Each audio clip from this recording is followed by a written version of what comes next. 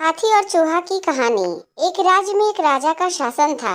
हर सप्ताह पूरी शानो शौकत से नगर में उसका जुलूस निकला करता था, जहाँ प्रजा उसके दर्शन किया करती थी। एक दिन एक नन्हा चूहा उसी राजमार्ग के किनारे किनारे कहीं जा रहा था, जहाँ राजा का जुलूस निकलने वाला था।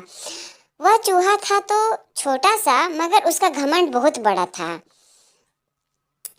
और वह खुद को सर्वश्रेष्ठ और महान समझता था। कुछ देर बाद राजमार्ग से राजा का भव्य जुलूस निकला, जिसे देखने लोगों की भीड़ लगने लगी। राजा अपने पूरे दल बल के साथ था। उसके सैनिक भी उसे घेरे हुए थे। कई मंत्री और अनुचर उसके पीछे थे। वह एक विशाल शाही हाथी पर सवार था। हाथी शाही था, इसलिए उसे भव्यता से सजाया गया था और उसकी शान से भी देखते बनते थे।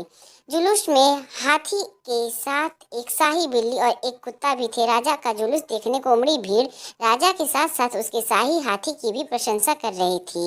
ये सुनकर घमंडी चूहे को बहुत बुरा लगा।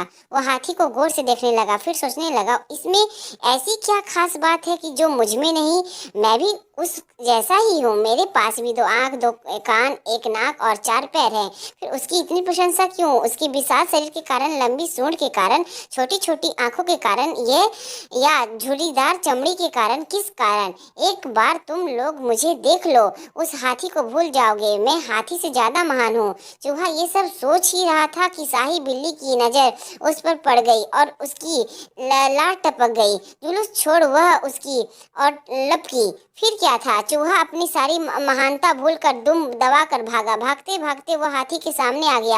आगे बढ़ने हाथी ने उस पिद्दी से चूहे को देखा तक नहीं और अपना विशाल पैर उठा लिया। चूहा उसके पैर के नीचे कुचलने ही वाला था, मगर किसी तरह उसने खुद को बचाया। वहां से बचा तो खतरनाक कुत्ता सामने था, जो उसे देखकर गुर्राया। चूहा पूरी जान लगाकर वहां से भागा और राजमार्ग के किनारे स्थित एक छेद में घुस गया।